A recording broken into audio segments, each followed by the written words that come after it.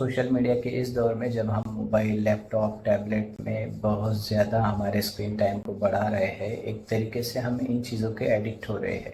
Addiction किसी भी चीज़ का लगना तो बहुत आसान होता है, लेकिन एडिक्शन से बाहर निकलना बहुत मुश्किल होता है। एडिक्ट होने के बाद में इन चीज़ों के कुछ साइड इफ़ेक्ट्स भी होते हैं। आज के इस वीडियो में हम बात करेंगे कि सोशल मीडिया की वजह से हमारे ब्रेन, आईज और नेक पर क्या साइड इफ़ेक्ट्स होते हैं और इन साइड इफ़ेक्ट से बचने के लिए हमें करना चाहिए। सबसे पहले हम बात करेंगे आँखों की। स्क्रीन टाइम के ज़्यादा बढ़ने की वजह से आँखों पर बहुत ज़्यादा साइड इफ़ेक्ट्स होते हैं। इन साइड इफ़ेक्ट्स में एक साइड इफ़ेक्ट जो है मायोपिया होता है। मायोपिया में हमें दूर की चीज़ साफ तौर पे नज़र नहीं आती। बच्चों में आजकल मायोपिया के केसेस बहुत ज़्यादा मिल रहे हैं। अमेरिकन एकेडमी ऑफ ऑप्थेल्मोलॉजी के मुताबिक हमारी आँखों को 1 मिनट में कम से कम 15 मरतबा ब्लिंक करना चाहिए, क्योंकि जब हम स्क्रीन पर या फिर बुक को बहुत गौर से नज़दीक से पढ़ते हैं तो आँखों की मसल पर इसके साइड इफ़ेक्ट्स होते हैं। आँखों की इन परेशानियों से बचने के लिए ऑप्थेल्मोलॉजिस्ट हमें 20-20 का रूल बताते हैं।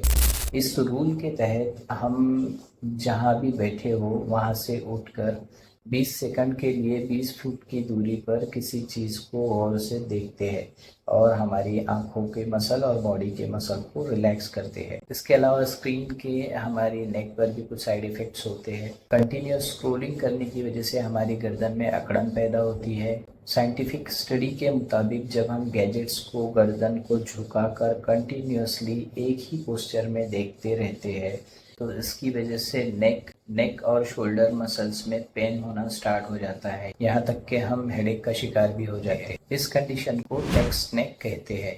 हमें गैजेट्स के इस्तेमाल की ज़्यादा आदत पड़ गई है। मोबाइल को पर्पसलेसली या माइंडलेसली यूज़ करने को डूम स्क्रॉलिंग कहते हैं और वहीं लंबी लंबी वेब सीरीज़ को कंटिन्यूसली देखने को बिंज वॉचिंग कहते हैं।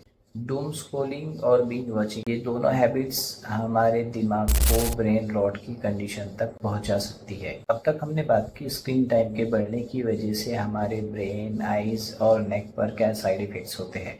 अब हम बात करेंगे कि इससे बचने के लिए हमें क्या करना चाहिए।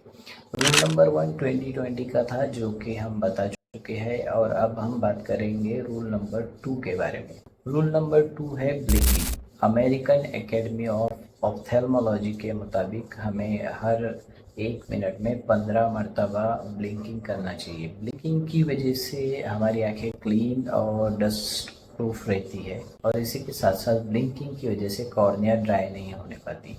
रूल नंबर 3 है टेक अ ब्रेक।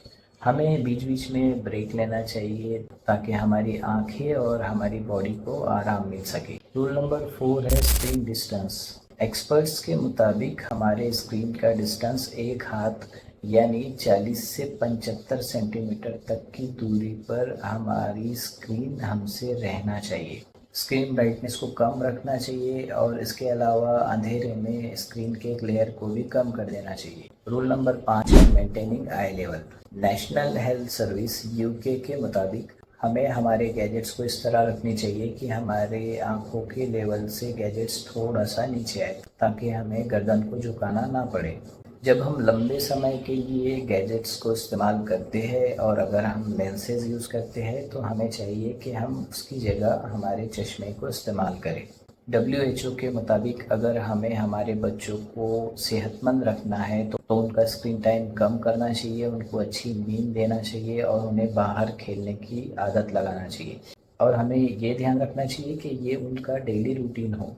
इस वीडियो में बस इतना ही। आप भी गैजेट्स को बंद कर दीजिए और खुली हवा और खुले मौसम का आनंद लीजिए।